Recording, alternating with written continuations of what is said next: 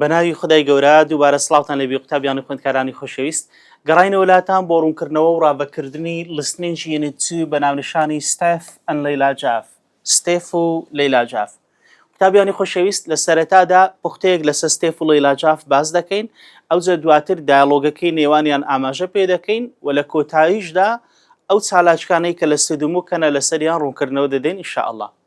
با لە سەرەتادا بزانین لەیلا جاف چێیە؟ دەڵێن Grade 12 student Layla Jaff. Layla Jaff قوتابیە و قوتابی قۆناغی 12ەیە. ئەی لە چ قوتابخانەیەکە؟ Dale High School. لە قوتابخانەی Dale یاخود ئامادەیی Dale قوتابیە. ئەی لە چ کاتێک چاوی بە ستێفی هاوڕێی دەکەوێت یا ئەو کاتەی چاوی پێ دەکەوێت بەرەو کوێ دەڕوات. Was going to the Dale High School bus stop when she passed her friends and neighbor ستێڤ Hall. بەرەو شوێنی وەستانی پاسی قوتابخانەکەیان دەڕۆیشت لەو کاتەی چاوی بە هاوڕێکە و جیرانەکەیان ستێڤ هۆڵ دەکەوێت. واتە ستێڤ هۆڵ is Layla's friends و هەروەها Layla's neighbor. ستێڤ هۆڵ هەم هاوڕێی لەیلایە و هەم دراوسێشیتیان جیرانیانە و بە تەئکید بە هەمان شێوە کلاسمەیتیشن واتە هاوپۆلن هەردووشیان قوتابینە. ئەدی لەو کاتەیدا کەوا لەیلا ستێڤی دەبینێ ستێڤ بەرەو چێن دەردەڕوا. He was on his way to the school sports field. ستێڤ لە ڕێگادا بوو بەرەو گۆڕەپانی وەرزشی قوتابخانەیان. قوتابیانی خۆشەویست ئەمە گوتمان ستێڤ و لەیلا جاف هەردووچیان Grade 12 student و هەردووچیان لە Dale High School دەخوێنن لە ئامادەیی Dale وەلەو کاتەیدا کەوا لەیلا چاوی بە ستێڤ دەکەوێت لەیلا بەرەو بەستۆپ دەڕواتن واتە ئەو شوێنەی کەوا پاسی قوتابخانەیان لێ ڕادەوەستی لێرەدا لە قوتابخانە تەواو بوونە و لەیلا ڕاستەخۆ دێبستەوە ماڵێ بەڵام هەرچی ستێڤە بەرەو سکول سپۆرتس فیلد بەرەو گۆڕەپانی وەرزشی قوتابخانە دەڕوات واتە لەو گاتە بە یەک دەگەن و گفتوگۆیەک ئەنجام بدەن کە ئێستا پوختەکەی باز دەکەین و دوای خودی گفتوگۆکە ئاماژە پێ دەدەین ئینشاءالله. Layla's bag looks heavy. کاتێک یەکتر دەبینن جامتایەکەی لەیلای زۆر قورس دیارە. هۆکاری ئەو قورسیە چییە؟ That's because she's taken all her science books home. لەبەر ئەوەی هەموو کتێبەکانی زانستی دەباتەوە ماڵێ.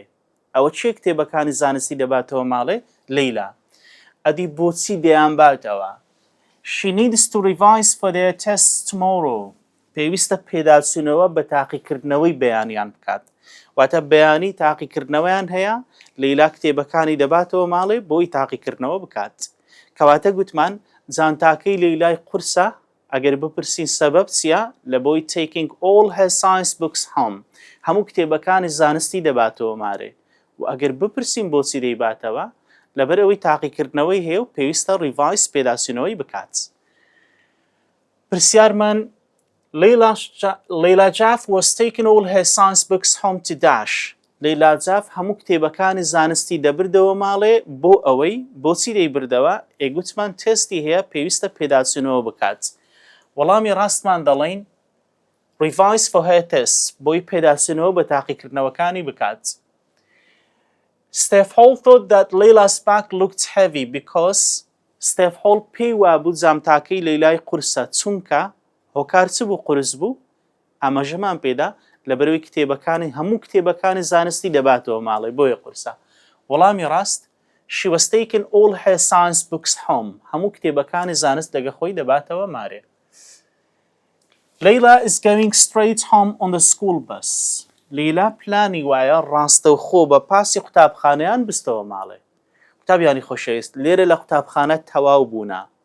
لەیلا پلانی وایە ڕاستەوخۆ بستەوە ماڵێ بۆچیش بستەوە؟ She's planning to revise all evening. پلانی وایە تەواوی ئێوارەکە پێداچوونەوە بکاتن. ئەی کاک ستێڤ؟ But Steph is going to football practice. بەڵام ستێڤ دەچیتە مەشقی تۆپی پێ. ئەدی پلانی کاک ستێڤی چییە؟ He'll probably do a bit of revision later on in the evening. پلانی وایە ئێوارەکەی کەمۆکەک پێداچوونەوەی بکە. واتە دەپرسین چێ ئەو کەسێکەوە going straight home ڕاستەخۆ دەستەوە ماڵێ ئەوە لەیلا جافە. ئەدی چێ دەچیتە football practice ئەوە ستێڤە. چێ پلانی وایە all evening پێداچوونەوەی بکاتن لەیلا جاف. ئەدی چێ پلانی وایە do a bit of revision کە مۆکەک پێداچینەوەی بکاتن ئەوە طبعا ستێڤ هەوڵە. ستێڤ is a bit too relaxed وەکو دواتر لە گفتوگویەکەیان باسی دەکەین لەیلا پێی دەڵێ ستێڤ هەز ناکەی زۆر خۆت مسەیتەر نیشانەدەی لەبەرچی too relaxed لەبەرەوەی دەڵێتن I'll do a bit revision later in the evening دەرێ ئێوارەکەی لەوانەیە کەمە پێداچینەوەی بکەم خۆی مسەیتەر نیشانەدا هەرچەندە واژ نییە. ئەی لەیلا but Layla isn't relaxed enough she's too anxious لەیلا وەک پێویست موریح نییە زۆر قەلەقە شلەژاوە بەڵام کاک ستێڤمان relaxed کەواتە ستێڤ is relaxed یاخود too relaxed بەڵام لەیلا is not relaxed enough she's too anxious وەک پێویست موریح نییە و هەروەها قەلەق و سترێسی هەیە. پرسیارمان Steph will probably do a bit of revision later on. However, Layla thinks that Steph بۆشایی. ستێڤ ڕەنگە ئێوارەکەی کەمەک پێداچینەوەی بکە بەڵام لەیلا پێی وایە کەوا ستێڤ کامە لەوانەیە will burn out واتە ماندوو شەکەت و بێتاقەت دەبێ. دواتر باسی دەکەین ئەوە لەیلایە ماندوو شەکەت و بێتاقەت دەبێت کە زۆر دەخوێنێت. is getting stressed out پاڵەپەستۆی دەرونی دەخاتە سەرەخۆی. دووبارە نەخێر ئەوە لەیلایە کەوا getting stressed out. پاشان is a bit too relaxed کەمەک زۆر موریح و مسەیتەر دیارە بەڵێ ئەویان دروستە. never stop studying دواتر باسی دەکەین ئەوە لەیلایە کەوا never stop studying واتە بە بەردەوامی دەخوێنێتن. grade 12 student Dash was too anxious about the exam کامە لەو قوتابیانە زۆر قەلەق بوو شلەژاو بوو دەربارەی تاقیکردنەوەکەی. طبعا باسمان کرد ستێڤ ببورن لەیلا جاف زۆر سترێسە دەربارەی تاقیکردنەوەکەی. Steph Hall thought that Layla was بۆشایی. Steph Hall پێی وابوو کەوا لەیلا کامە لەوانە دروستە دەربارەی تێڕوانینی ستێفی لێ بۆ لەیلای. getting stressed out پاڵەپەستۆی دەرونی خستێتە سەرخۆی ئەوە دروستە.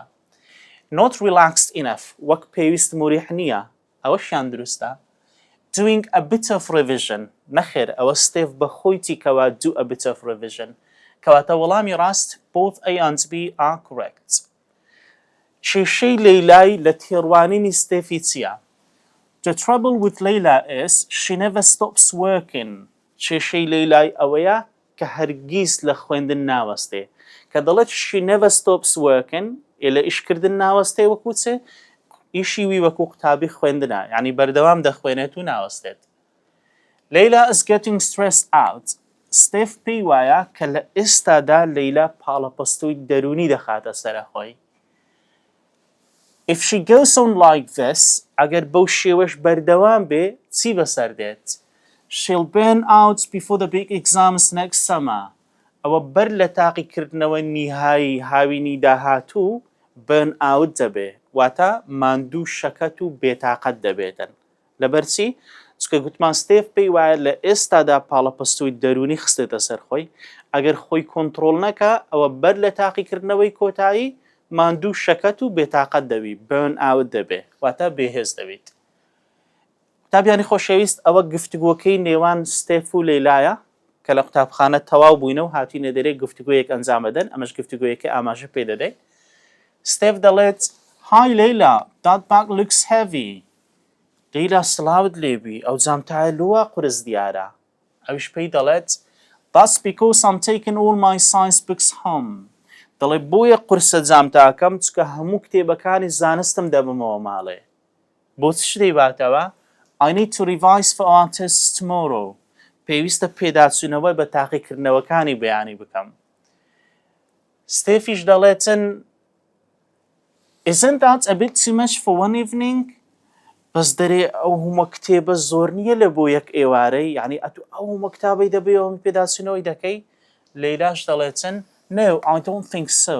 نەخێر پێم وانییە زۆربی. لەبەرچی؟ چکە پلانی لەیلای وایە I'm going straight home on the school bus now. لە ئێستادا دەرێ ڕاستە و خۆ بە پاسەکەی ئەم دەچمەوە مارێ. ئەدی پلانی چییە؟ And I'm planning to revise all evening. پلانم وایە کەوا تەواوی ئێوارەکە پێداچوونەوەی بکەم. بۆیە پرسیار لە ستێفی دەکات دەڵێت Aren't you doing the same? ئەدی کاک ستێڤ ئەتوش بە هەمان شێوە وەچی من ناکەی ئێتوش تاقیکردنەوە تێ خۆ بەس ئەمن نیتم. ستێڤیش بەر لەوەی ستێڤ قسەی بکا پرسیارێکی زاریمان هەیە. Grade 12 student Steph Hall thinks that his friends Layla Jaff بۆ شایی. قوتابی پۆلی 12 ستێڤ هۆڵ پێی وایە هاوڕێکەی لەیلا جاف کامە لەوانە لە بۆ لەیلای دروستە doesn't do enough work وەک پێویست کار ناکا وەک پێویست ناخوێنێ ئەوە غەڵەتە بەڵکو بە عەکسەوە گوتی too much work is a bit too relaxed هەندێک موسەیتەر و موریح دیارە نەخێر ئەوە ستێڤ بەخۆیتی کەوا ریلاکسە isn't getting stressed out پاڵەپەستۆی دەرونی لەسەر نییە ئەوە غەڵەتە ئەمە گوتمان is getting stressed out کەواتە وەڵامی ڕاستماندی is doing too much work for one evening یەک کۆمەرە ئیشی دەکا لە ئێوارەیەک یاخود پێداچنەوەکی زۆر دەکا خینەکی زۆر دەکا لە بۆ ئێوارەیەک ئەو ستێڤ پێی وایە واتە تێڕوانینی بەو شێوەیە دەربارەی لەیلای No, I'm going to football practice پرسیاری لێکرد لەیلا گوتی aren't you doing the same ئەدی ستێڤ ئەتوش تاقیکردنەوەت نییە بە هەمان شێوە ناخوێنی ئەوش دەرێ ناوەڵا ئەمن دەچمە مەشقی تۆپی پێ But don't you have to revise too? ئەدی ستێڤ ئەتوش پێویست ناکە پێداچنەوەی بکەی Well, I'll probably do a bit of revision later on this evening. ڕاستیەکەی دەرێ ڕەنگە ئێوارەکەی بچمەوە مارێ ئەوها چاوەکی پێدا بخشێنم یعنی کەمە پێداچنەوەکی بکەم Sorry, but aren't you a bit too relaxed? ببوورە کاک ستێڤ بەس هەز ناکەی زۆر موسەیتەر خۆت نیشانەدەی زۆر خۆت موریع نیشانەدەی لە کاتەچیدا چیت بەسەر هاتیە ئێستا باسی دەکەین چی بەسەر هاتیە Well, you aren't relaxed enough. You're too anxious. ستێڤ پێی دەڵێ ڕاستیەکەی ئەتوو موریح نی موسەیتەر نی ئەتۆ وەکو پێویست ریلاکس نی موریح نی بەڵکو you are too anxious ئەتوو زۆر قەلەقی زۆر شلەژاوی But listen, didn't you fail our last test? بە ستێڤ گوێرا بگرە ئەدی ئەتوو لە تاقیکردنەوەی پێشتر فەشەلت نەینا ساقید نەبووی If you are not careful, you'll do badly again. ئەگەر وریانەبی دووبارە خراپ دەبێەوە واتە دووبارە ساقید دەبێ کەواتە باسمان کرد چیە ئەو کەسێکەوە not relaxed و هەروەها too anxious ئەوە لەیلایە ئەدی چیە کەوا fail the last test ئەوە ستێڤ هۆڵە کاتێک بە ستێفی دەڵێتن باشە ئەدی تاقیکردنەوەی ڕابردوو فەشەلتی ناساقید بووی بەو شێوە بەردەوامبی دووبارە ساقید دەبی ئەوجە ستێڤ تووڕە دەبیتن دەڵێتن Can't you leave me alone Layla? I'll be alright, okay? دەری لەیلا تخوا دەتوانی هیچ کە سەر و درم نەگری وازم لێ بینی ئەویش دەڵێ Well, I'm going to make sure I'll be alright باش کاکە باشە وازت لێ دێنین و هیچ کە سەر و درت ناگرین ئەوجە جارێکی دیکە ستێڤ هێرش دەکاتەوە سەر لەیلای دەڵێت That's the trouble with you Layla دەڵێ لەیلا ئەوە کێشەی تووە کێشەکەی چییە لە تێڕوانینی ستێفی You never stop working ئەتۆ کەسێکی هەرگیز لە ئیشکردن ناوەستی هەرگیز لە خوێندن ناوەستی بۆیە پرسیاری لێ دەکا Doesn't ever get you down ئایا ئەو زۆر خوێندنە قەت بەهێز و بێتاقەت و ماندوو شەکەتت ناکا ئەویش دەرێ ناوەڵا I'm fine نەخێر ئەمن باشم چکە وەکو قوتابیەک پیشەم وایە یعنی پیشەکەم بریتە لە خوێندن چۆن دەکرێت خوێندن وا بێتاقەتم بکاتن قوتابیانی خۆشەویست لە ئەخیرەن ستێڤ دەڵێت Well, I think you're getting stressed out دەڵێ ڕاستیەکی ئەمن پێم وایە کە ئەتۆ لە ئێستادا پاڵەپۆستۆ دەخەیە سەرەخۆت و دەڵێت If you go on like this ئەگەر بەو شێوەیە بەردەوام بی واتە هەر سترێست لەسەر بی چت بەسەر دێ You'll burn out before our big exams next summer ئەوە بەر لە تاقیکردنەوە کۆتاییەکانی هاوینی داهاتوو ئەتۆ burn out دەبێ واتە بەهێز و ماندوو شەکەت و بێتاقەت دەبی Complete the summary statements دەڵێ ئەو پوختەیی تەواو بکە ئەوە لە ستودنت بووکە قوتابیانی خۆشەویست هەم وەکو پێداچنوویەکی لێدێ لە بۆمان و هەم بە زۆریش وایە فکری پرسیارە وزاریەکان لەو چالاکیانە وەردەگیرێ کە لە ستودنت بووکەیە یەکەمیان دەڵێت Layla is carrying her school bag but Steph لەیلا جامتای قوتابخانەی هەڵگرتووە بەڵام ستێڤ thinks she's doing too much work for one evening ستێڤ پێی وایە کە ئەو کارەکی زۆر دەکا لە بۆ یەک ئێوارەی واتە خێنەکی گەلک زۆر دەکا لەو ئێوارەژی Steph is going to football practice however school ببورن ستێڤ بەرەو مەشقی تۆپی پێدەچێت بەڵام Layla thinks that Steph should revise too. Layla پێی وایە کەوا ستێڤیش بە هەمان شێوە وەکو ئەو پێویستە پێداچوونەوە بکاتن. He will probably do a bit of revision later on. ڕەنگە ستێڤ کەمە پێداچوونەوەشی بکا ئێوارەکەی. However, she thinks Steph is a bit too relaxed. بەڵام لەیلا پێی وایە کەوا ستێڤ زۆر خۆی موسەیتەر نیشانەدا، زۆر موڕی ئەو موسەیتەرە. She's anxious about the tests. لەیلا قەلەقە دەربارەی تاقیکردنەوەکان. بەڵام Steph failed his last test. ستێڤ هەر ساقیت بووە. ئیدی ساقیتیش بووە و ئەجە ئاوە بەو شێوەیە کەوا سترێسی لەسەر نییە. کابرا ئەگەر هیچ نەزانی لە چ سترێسوی.